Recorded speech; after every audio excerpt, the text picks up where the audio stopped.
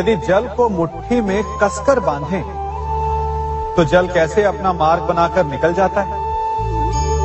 इसी धारा की भांति यही अवस्था हमारे अपनों के साथ भी होती है।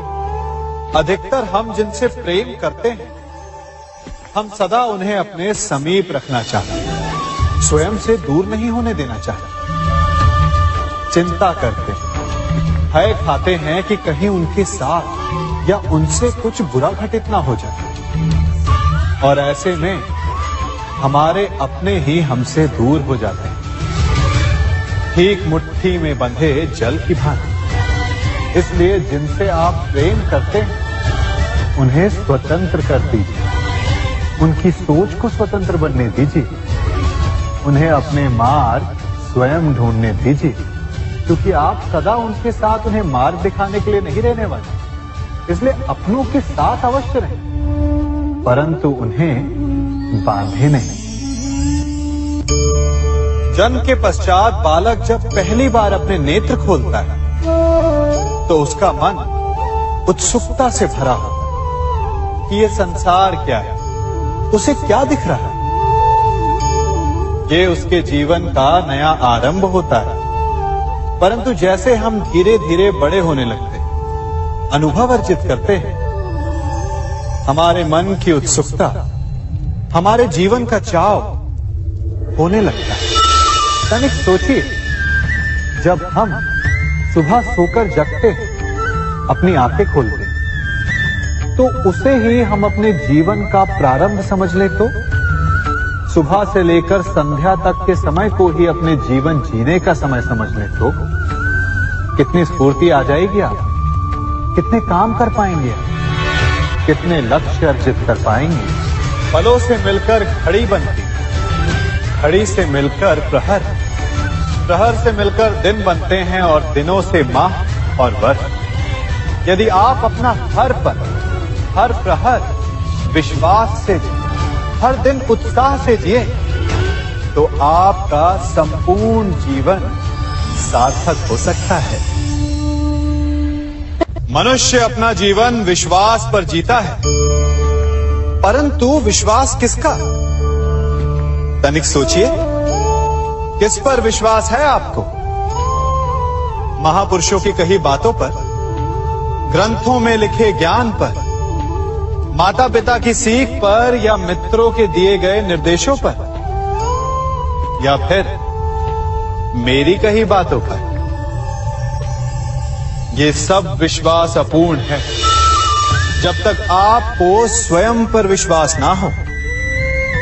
यदि विश्वास करना है तो पहले अविश्वास करने के विज्ञान को भी सीखना चाहिए।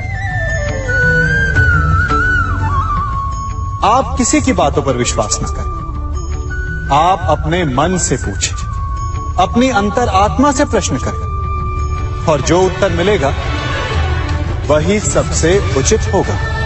जब आप अपने मन, अपनी अंतरात्मा पर विश्वास करना सीख जाएंगे, तो नीति ज्ञान सब आपके भीतर से स्वतः उमड़ेगा। और यदि आप स्वयं पर ही विश्वास ना कर पाए, तो धर्म ग्रंथों में लिखे श्लोक, महापुरुषों की वाणी, माता पिता की सीख या मित्रों का निर्देश कोई भी लाभ नहीं दे पाएगा। एक पिता होने के नाते आप अपनी संतान के लिए क्या करते हैं? उसके लिए बहुत सारी सुविधाएं जुटाते, बहुत सारा धन कमाते हैं ना? और क्या आपको ऐसा लगता है कि यही उचित है आपकी संतान के लिए? इस पंछी को देख रहे हैं, ये भी संतान को जन्म देता है, उन्हें पालता है, पोसता है, उड़ना सिखाता है और भोजन का प्रबंध भी करना सिखाता है। परंतु उनके बड़े हो जाने के बाद उनके लिए अलग से घोंसला नहीं बनाता। क्यों? क्योंकि यदि इसने संतान को सब कुछ करके दे दिया, तो संतान क्या करेगी? वो अपनी संतान को तब तक भोजन कराता है जब तक उसकी संतान स्वयं भोजन का प्रबंध करने में सक्षम नहीं हो जाती। और उसका लाभ ये मिलता है कि उसी की भांति उसकी संतान आत्मनिर्भर बनती है। इसलिए अपनी संतान को उतनी ही सुविधाएं दें जितनी आवश्यक है। मोह को त्यागें। आपका उनसे मोह उन्हें कभी आत्मनिर्भर नहीं बनने देगा। अपनी संतान को कर्म करना सिखाइए। यदि आपकी संतान कर्म करना सीख गई तो वो धन स्वयं कमा लेगी। और यदि वो आलसी अकर्मण्य बन बैठे तो आपके संचित धन का भी नाश कर देगी। संसार में सबसे बड़ा संबंध कौन सा है? अब आप पूछेंगे कि ये कैसा प्रश्न हुआ? इसका उत्तर तो बड़ा सरल है, यही ना? परंतु इस प्रश्न के भी कई उत्तर हैं।